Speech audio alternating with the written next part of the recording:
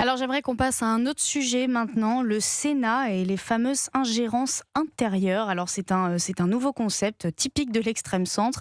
Vous mettez un centriste, un LR et un socialiste et vous avez une toute nouvelle novlangue. Alors au cœur de ce texte, donc ils ont signé un rapport, c'est un observatoire de la désinformation relié aux plateformes capables de saisir l'Arcom pour modérer voire supprimer des contenus ou des comptes sur les réseaux sociaux.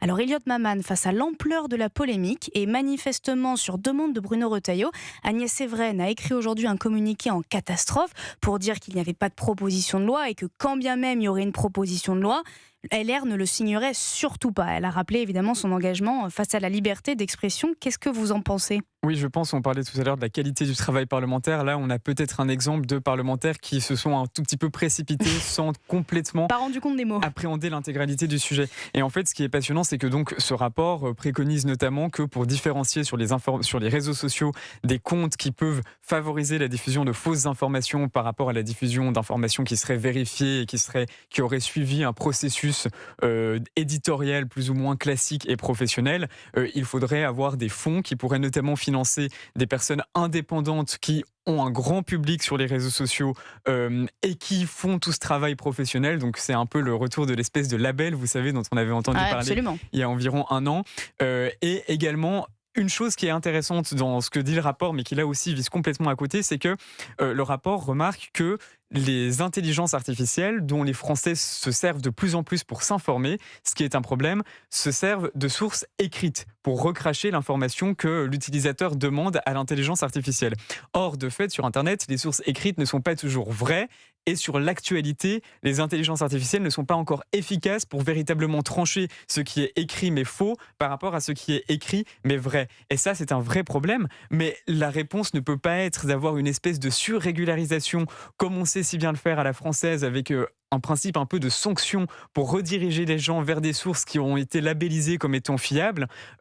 Et ce qui est intéressant, c'est de voir que précisément un acteur qui, quoi qu'on pense de ces idéologies de manière générale, est précisément parvenu à prendre à cœur cette question-là, c'est Elon Musk. On voit qu'en réalité, la meilleure vérification des informations que l'on peut faire, notamment sur les réseaux sociaux par rapport à ce flux terrifiant d'informations que l'on a, ce n'est pas une réponse centralisée avec un label qui vient de l'État, mais plutôt une réponse décentralisée à l'échelle des utilisateurs, parce que précisément les fameuses notes communautaires qui avaient initialement été introduites sur X par Elon Musk et que d'autres réseaux sociaux comme Facebook ont ensuite adoptés également, nous permettent d'immédiatement voir quand il y a soudainement un afflux d'utilisateurs qui disent non, cette personne-là, même si elle a des millions de suiveurs, d'abonnés, dit absolument n'importe quoi, ça c'est un signal qui est immédiat. Alors que dire, oui donc l'État va estimer que cette personne-là est un tout petit peu plus professionnelle dans sa gestion du compte Twitter, donc on va lui donner un fonds que d'autres influenceurs sur les réseaux sociaux n'auront pas, c'est quand même vraiment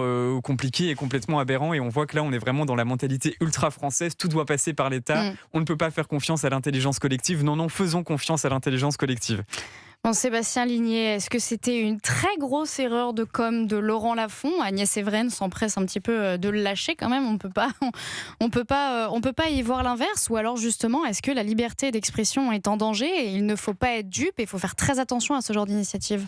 Ce serait trop facile que ce soit simplement une erreur, que la formulation n'était pas bonne, etc. C'est bien plus grave qu'une erreur de communication ou une mauvaise formulation, une formulation maladroite.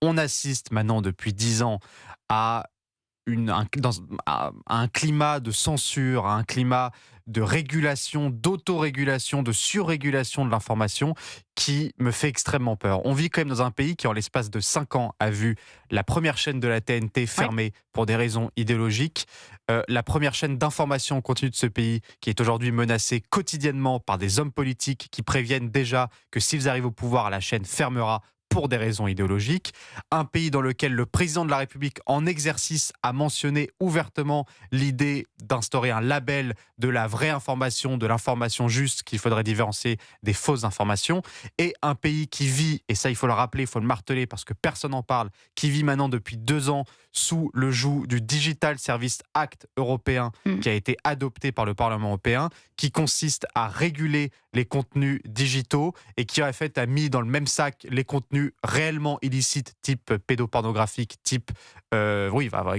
qui tombent sous le coup de la loi, et des contenus dits de désinformation, dits de discours de haine. Et donc on assiste maintenant depuis 2 ans à un contrôle de l'information et de la parole sur les réseaux sociaux, avec la création d'un statut dit de dénonciateur de confiance, c'est le terme qui est employé par l'Europe. C'est-à-dire que dans chaque pays, les États membres ont le droit de désigner des gens qui sont payés, qui sont rémunérés, ou des ONG, parce que c'est souvent des ONG, qui deviennent des signaleurs de confiance. Et c'est ces signaleurs de confiance qui ont le droit de dire ce contenu, c'est de la désinformation, ce contenu-là, c'en est pas. Voilà dans quel Pas monde rassurant. on vit.